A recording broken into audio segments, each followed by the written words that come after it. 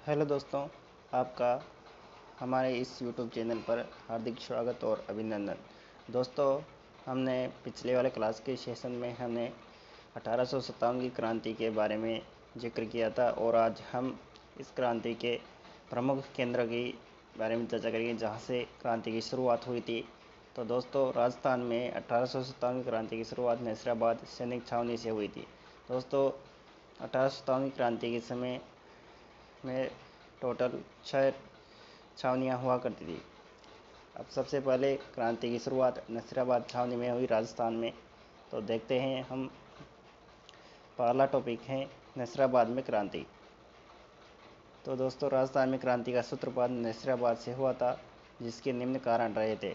उस समय नसीराबाद में 15वीं व 30वीं बंगाल नेटिव इन्फेंट्री, भारतीय तोपखाने की सैनिक टुकड़ी तथा पहली बम्बई लांसर्स के सैनिक विद्यमान थे। मेरठ विद्रोह की सूचना में 15वीं नेटिव इन्फेंट्री ने सैनिकों ने सोचा कि यह सारी कार्रवाई भारतीय सैनिकों को कुचलने के लिए की गई हैं तथा तोपें भी उनके विरुद्ध प्रयोग करने के लिए तैयार की गई है। अतः उनमें विद्रोह की भावना जागृत हो गई। तो इस प्रकार से दोस्तों, नसराबाद में क्रांति की शुरुआत 15वीं नेटिव इन्फेंट्री ने की थी। 15वीं बंगाल नेटिव इन्फेंट्री की एक टुकड़ी काफ़ी समय से अजमेर के शस्त्रागार की रक्षा कर रही थी। संदेह के कारण वहां से नसराबाद से भेज दिया गया। इस प्रकार से अंग्रेजों ने वहां से उसे हटा दिया गया। इससे सैनिकों के मन में धारणा बन गई कि उन पर अविश्वास किया जा रहा है, अतः ब्रिटिश अधिकारी उसे नाराज हो गए थे। इन दिनों बाजारों और छावनियों में बंगाल और दिल्ली के संदेश वाहक साधु और फकीरों के वेश में राजस्थान आए और उन्होंने चर्बी वाली कारतूसों के विरुद्ध प्रचार कर विद्रोह का संदेश प्रचारित किया था। भारतीय सैनिकों ने सोचा कि अंग्रेज उन्हें धोखे से ईसाई बनाना चाहते थे। इस धार्मिक भावना के कारण भी उत्तेजना फैली। भारतीय सैनिकों पर नियंत्रण रखने के लिए बाहर से यूरोपियन सेना और कुछ तोपें मंगवाई गई। इस तथ्य को गुप्त रखा गया और बाद में जब यह बात प्रकट की गई तो सेना में उत्तेजना फैल गई थी। इन्हीं कारणों से 28 मई 1857 को 15वीं बटालियन नेटिव इन्फेंट्री के सैनिकों ने तोपखाने पर अधिकार कर लिया। तो राजस्थान में क्रांति की शुरुआत 28 मई 1857 से नसराबाद से शुरू की गई। सारी छावनी में भगदड़ मच गई। सैनिकों ने शस्त्रागार को लूट लिया गया। अंग्रेज सैनिक अधिकारियों मेजर स्कॉटिस वुड व कर्नल न्यूबारी की हत्या कर दी गई। तो यहाँ से भी एक बड़े प्रश्न बन जाता है कि कौन कौन से अंग्रेज अधिकारियों की हत्या की गई थी। तो मेजर स्कॉटिस वुड और कर्नल न्यूबारी की। लेफ्टिनेंट लॉक तथा कप्तान हॉडी घायल हो गए। अंग्रेज अधिकारियों ने नसराबाद से भागकर ब्यावर में शरण ली थी। चर्च और अधिकारियों के बंगले पर आग लगा दी गई। खजाने की तिजोरियां तोड़ दी गई। पर इन विद्रोही सैनिकों ने 4 ब्रिटिश अधिकारियों के अलावा रक्त की एक भी बूंद नहीं बहाई थी। छावनी को तहस-नहस कर दिया गया। तहस-नहस करने के बाद क्रांतिकारी सैनिक ने बिना देर किए ही दिल्ली को प्रस्थान किया। 18 जून 1857 को दिल्ली पहुंच गए और दिल्ली में घेरा डालकर अंग्रेजी पलटन पर पीछे से आक्रमण किया, जिससे अंग्रेज परास्त हो गए। अब इसके बाद देखते हैं नीमच में क्रांति। जब नसीराबाद की क्रांति की सूचना जब नीमच पहुंची तो 3 जून 1857 को नीमच के सैनिकों ने भी विद्रोह कर दिया। क्रांतिकारियों ने छावनी को लूट लिया तथा उसमें आग लगा दी गई। नीमच दोस्तों, नीमच छावनी मध्य प्रदेश में स्थित है वर्तमान में। नीमच छावनी को लूटने के बाद क्रांतिकारी नीमच से रवाना होकर सरकारी बंगलों को लूटते हुए और उनमें आग लगाते हुए शाहपुरा पहुंचे। शाहपुरा के शासकों ने क्रांतिकारियों को भोजन व ठहरने की सुविधा प्रदान की। इसके पश्चात क्रांतिकारी निम्बाहेड़ा पहुंचे। निम्बाहेड़ा दोस्तों चित्तौड़गढ़ जिले में स्थित है, जहां की जनता ने इनका बड़ा स्वागत किया। तत्पश्चात क्रांतिकारी यहाँ से देवली, टोंक व आगरा होते हुए दिल्ली पहुंचे। मार्ग में अनेक स्थानों पर जनता ने क्रांतिकारियों का स्वागत किया। अंग्रेजों तथा क्रांतिकारियों की संख्या में भी काफ़ी वृद्धि हो गई। नीमच क्रांतिकारियों के चले जाने के पश्चात हेजेजी लॉरेंस के नेतृत्व में कप्तान सॉवर्स ने कोटा, बुन्नी, मेवाड़ की राजकीय फौजों की सहायता से 8 जून 1857 को नीमच पर पुनः अधिकार कर लिया गया था। इसके बाद देखते हैं एरिनपुरा व आवा की क्रांति। एरिनपुरा और आवाम में क्रांति। अंग्रेजों के विरुद्ध विद्रोह का झंडा उठाने और उनकी सत्ता को चुनौती देने का काम मारवाड़ के जागीरदारों ने किया था। एरिनपुरा दोस्तों पाली जिले में स्थित है। एरिनपुरा में स्थित जोधपुर की सैनिक टुकड़ी की जब नसीराबाद में हुई क्रांति की सूचना मिली तो उसने 21 अगस्त 1857 को क्रांति का बिगुल बुझा दिया। क्रांतिकारी ने एरिनपुरा स्टेशन को लूटा और मारवाड़ के रास्ते दिल्ली की ओर रवाना हो गए। अब जब क्रांतिकारी पाली पहुंचे तो अहुआ पाली जिले का एक गांव है जहां के ठाकुर खुशहाल सिंह ने अपनी सेवा में ले लिया। अहुआ के ठाकुर को मारवाड़ का सबसे शक्तिशाली सामंत था। वह अंग्रेजों एवं जोधपुर के महाराजा दोनों का विरोधी था। ऐसा कहा जाता है कि मेवाड़ और मारवाड़ के अनेक सामंत अपनी सेनाएं लेकर खुशहाल सिंह की सहायता के लिए अहुआ आ पहुंचे थे। जोधपुर के महाराजा सिंह भी खुशहाल सिंह के नेतृत्व में एक फौज अंग्रेजों के दमन हेतु अहुआ भेजी गई। 8 सितंबर 1857 को अहुआ के ठाकुर व क्रांतिकारियों की संयुक्त सेना ने जोधपुर की राजकीय सेना को परास्त किया था। इस संघर्ष में किलेदार अनार सिंह मारा गया था।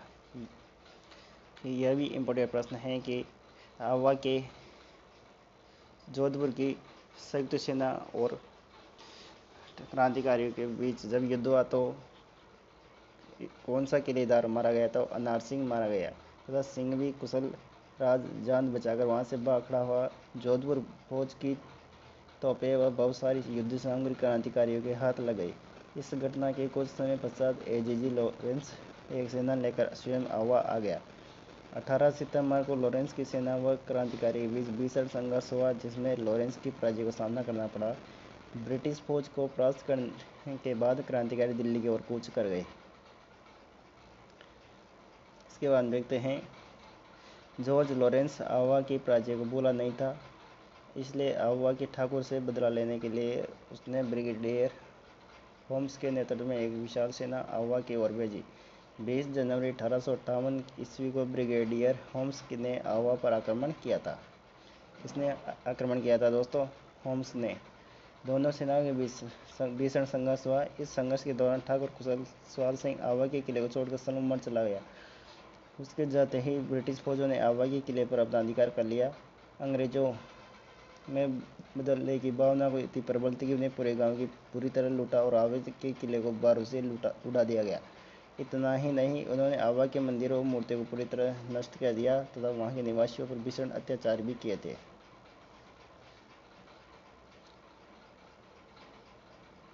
इसके बाद देखते हैं दोस्तों मेवाड़ में क्रांति की गूंज। इस समय मेवाड़ की जनता में भी अंग्रेजों के विरुद्ध काफ़ी रोष था। मेवाड़ के अधिकांश सामंत ब्रिटिश सत्ता के विरुद्ध थे। नसीराबाद में हुई क्रांति की सूचना उदयपुर पहुंच चुकी थी, अतः मेवाड़ की फौजें भी अंग्रेजों के विरुद्ध विद्रोह करने के लिए लगभग तैयार थी। किंतु मेवाड़ के महाराणा की सूझबूझ ने तथा अंग्रेज कप्तान सॉवर्स के कठोर रुख से स्थिति बिगड़ने से संभाल लिया। इस समय महाराणा व कंपनी की सरकार दोनों ही को ही मेवाड़ के सामंतों से भय था, अतः दोनों ही एक दूसरे के सहयोग करने के लिए बाध्य थी। एजीजी एजेंट गवर्नर जनरल के निर्देश में मेवाड़ के महाराणा सौरभ सिंह ने 27 मई 1857 को अपने सभी सामंतों को पत्र भेजकर कहा कि वे ब्रिटिश सैनिक कार्यवाही में सहयोग करें तथा पॉलिटिकल एजेंट कप्तान सॉवर्स के निर्देशों का पालन करें। दूसरी ओर कप्तान सॉवर्स ने विरोधी सामंतों को चेतावनी देते हुए कहा कि जो भी शांति भंग करने का प्रयत्न करेगा उसे कठोर दंड दिया जाएगा।